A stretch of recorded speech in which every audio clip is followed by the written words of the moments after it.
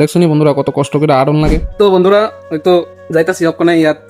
তো বন্ধুরা দেখতে থাও, আমার বোনের কাছে ওখানে মোবাইলটা দিছি। দেখছনি বন্ধুরা কত কষ্ট করে আড়ন লাগে। তো এটাই কিছু করার নাই।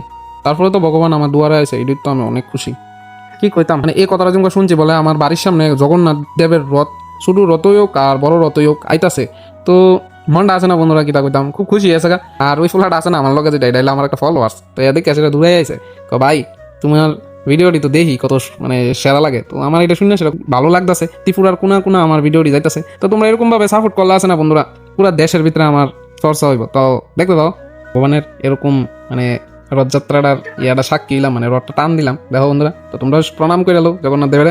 তো আমি জগন্নাথ দেবের কাছে তোমরা সেটা খুব প্রার্থনা করি, তোমরা সবাই যেমন ভালো লাগে, সুস্থ থাকে, সবাই সঠিক পথ দেখা, ভালো কর্ম করো তোমরা সবাই, এরকম আশীর্বাদ যেমন দেয় জগতের সবাই রে। তো ঠিক আছে বন্ধুরা, ওখানে বাইর যাম গা। তো দেখতে দাও, তো আমি কইছি আইও প্রত্যেক বছর। তো কে লিগা বন্ধুরা যারা মনে করো জগন্নাথ বাড়িতে গিয়ে সেটা রথ টান দিতে পারছে না, তো তারা লিগা কইছে আর, তো তারা কইছে আইবো প্রত্যেক বছর। তো ভিডিওটা দেখতে দাও শেষ পর্যন্ত। তো বন্ধুরা কত একটা খুশি হলাম, মানে কিতাব কইতাম তোমার, মানে আমি তো মনে করো যাইতারি না জগন্নাথের রথের ভিতরে দড়ি ধরতাম।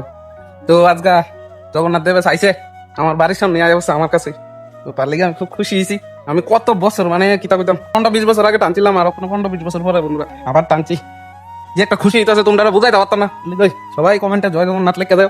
তো বাইর যাইতাছি বন্ধুরা, কেন বেতালা রোদ, খুব সমস্যা হইতাছে। ঠিক আছে, তো সবাই রাধে রাধে।